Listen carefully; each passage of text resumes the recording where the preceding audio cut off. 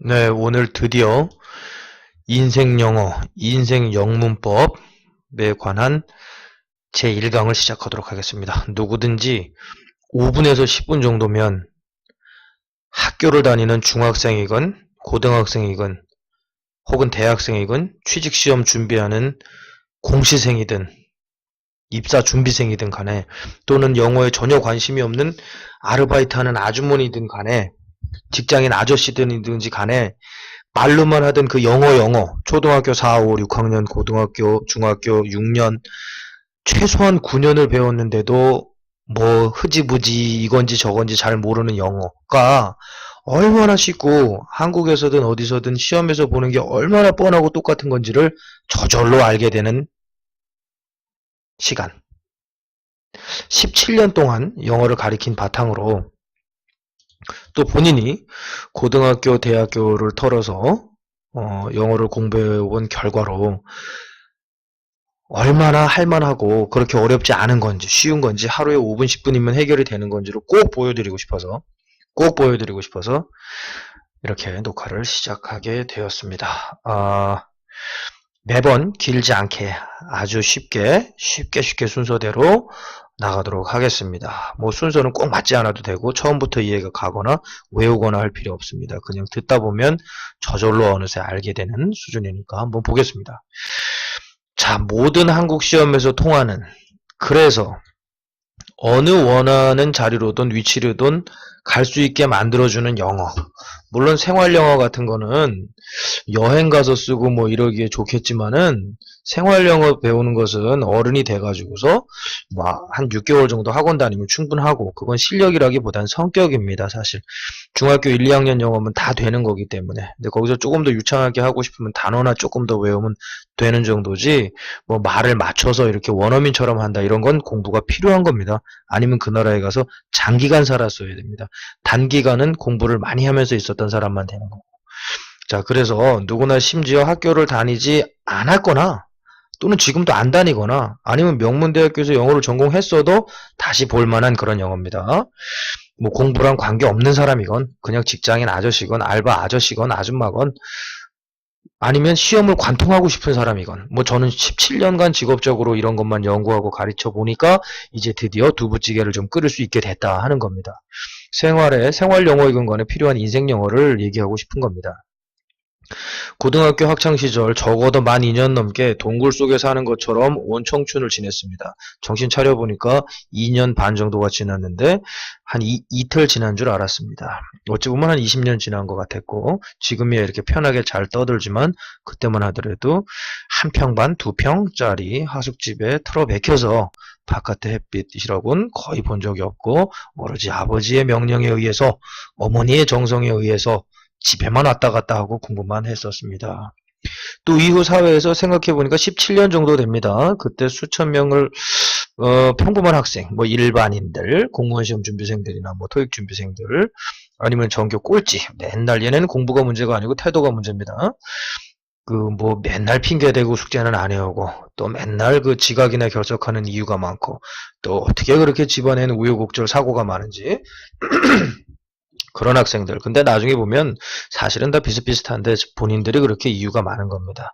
세상에 사연 없는 집이 어디 있겠습니까? 또는 전교 1등들. 뭐 얘네가 어떻게 보면 이기적이고 깍쟁이고 자기만 알고 하는 것은 그런 면도 분명히 있는데 그렇지 않은 학생도 있고. 아무튼 자기 희생과 인내를 많이 했던 것은 분명합니다. 물론 꼴찌라고 그래도 뭐 더 이쁘고 더 딴 일을 잘하는 학생들 많습니다. 그럼 글로 재능을 찾으면 되는 거고.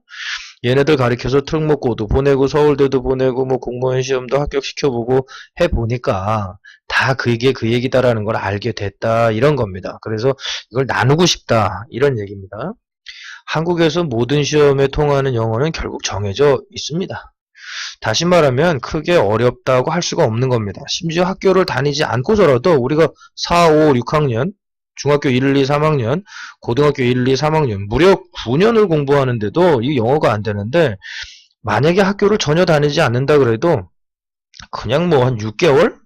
6개월 정도면 영어의 틀이 거의 보이게 될 수 있습니다.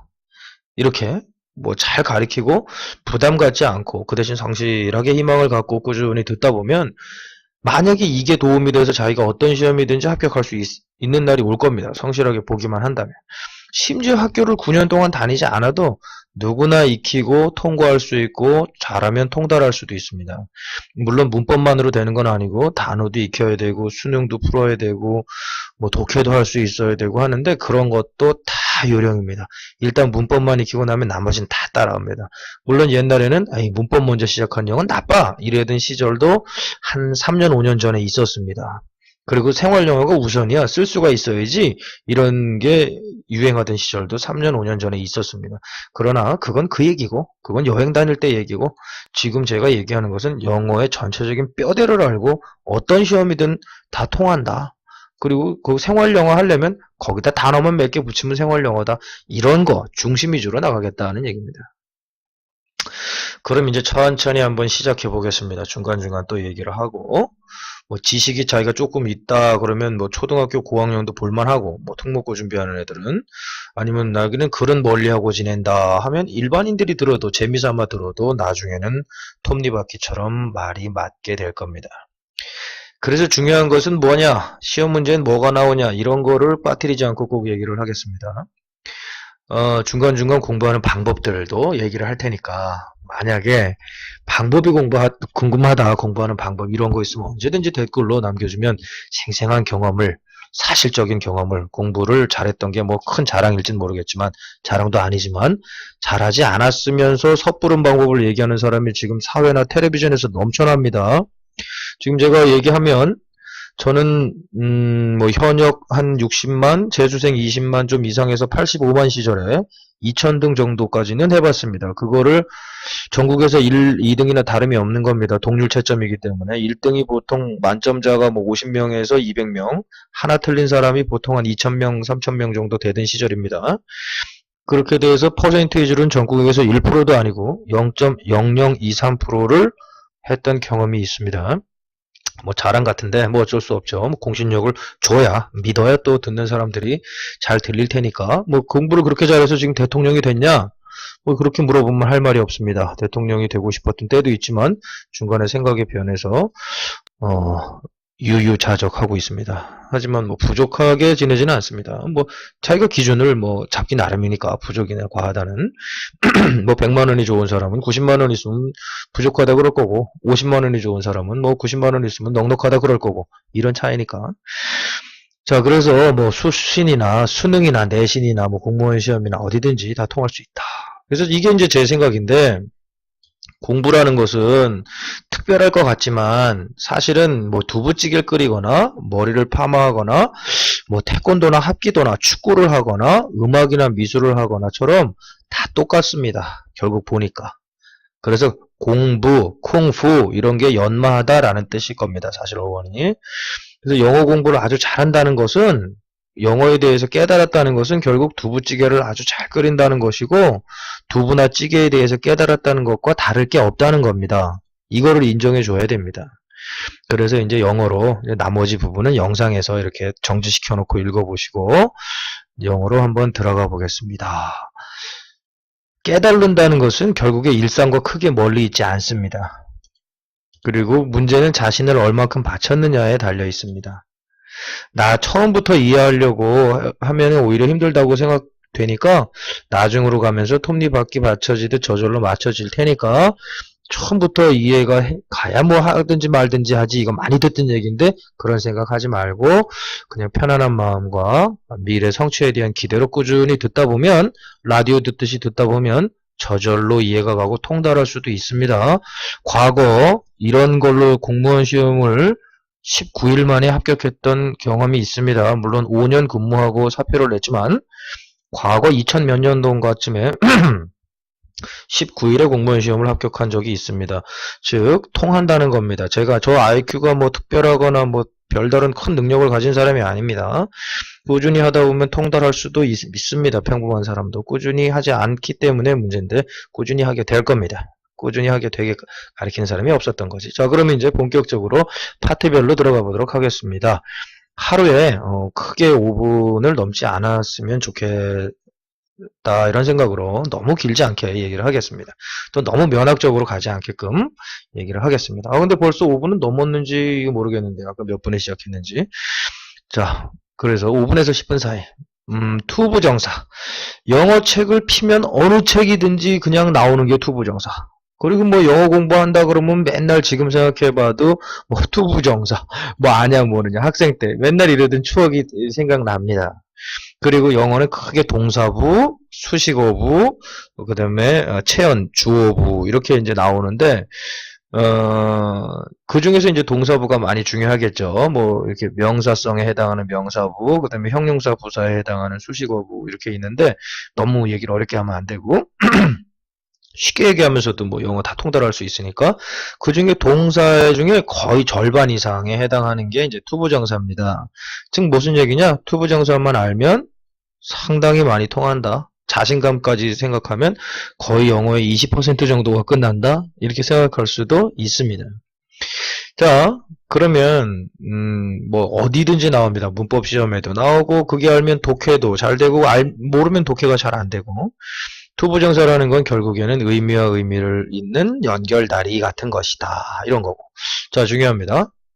한국말은 철수 가, 순이 는, 영철이 가, 뭐 이런 식으로 또는 그대를, 돌멩이를, 뭐 철수에게, 바다로 이런 식으로 은는이가라는 조사가 붙어서 그 단어가 주어냐 뭐냐. 철수가 하면 주어입니다.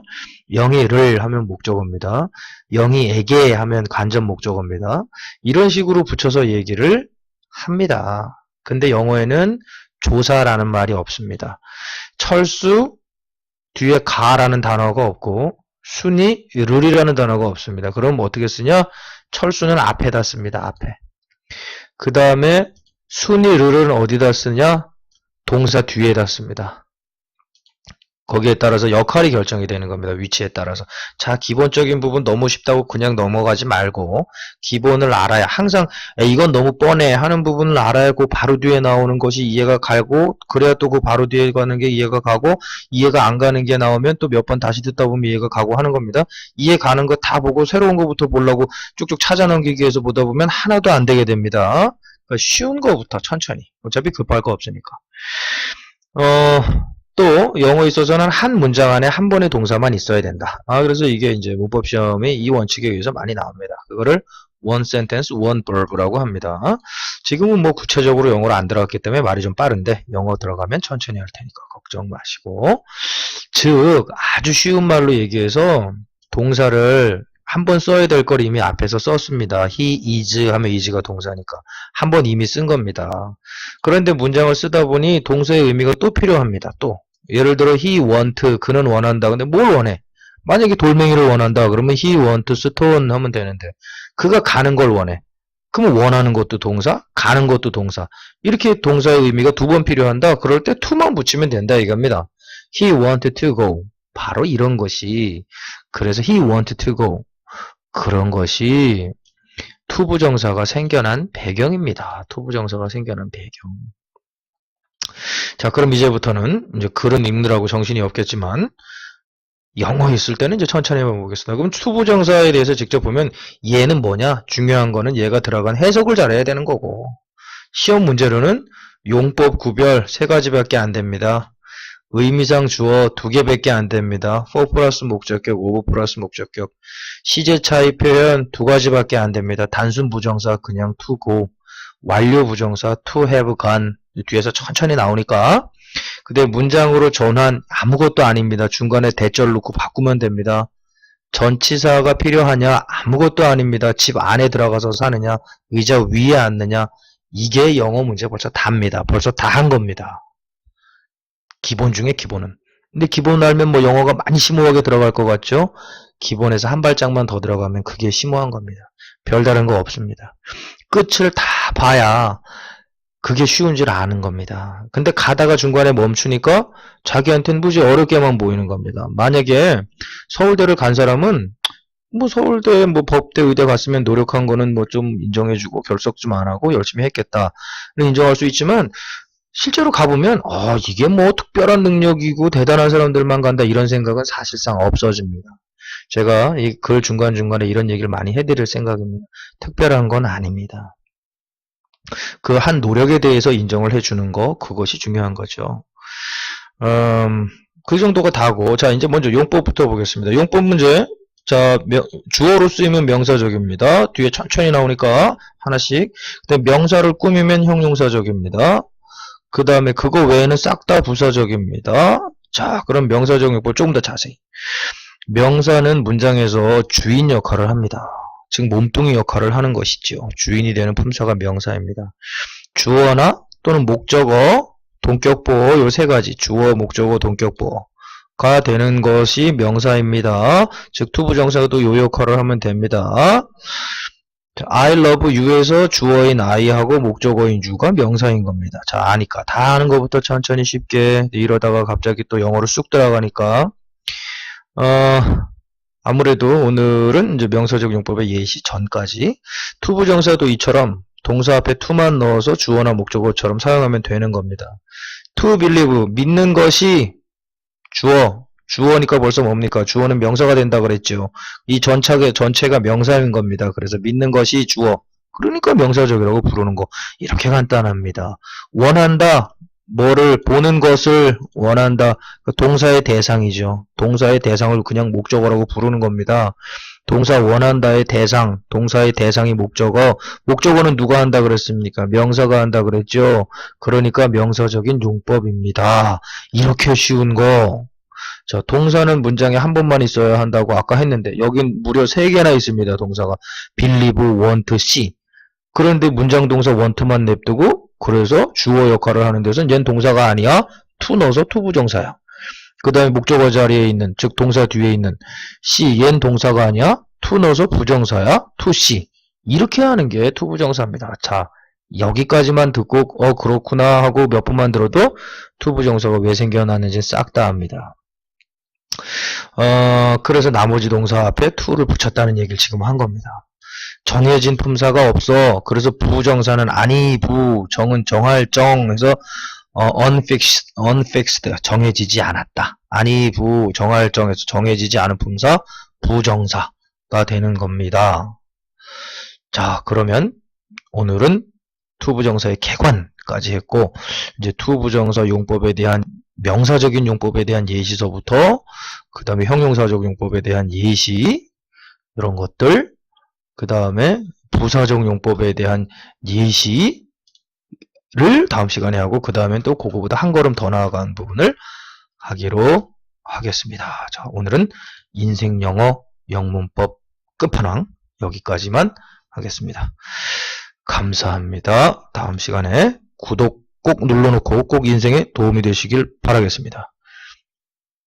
감사합니다.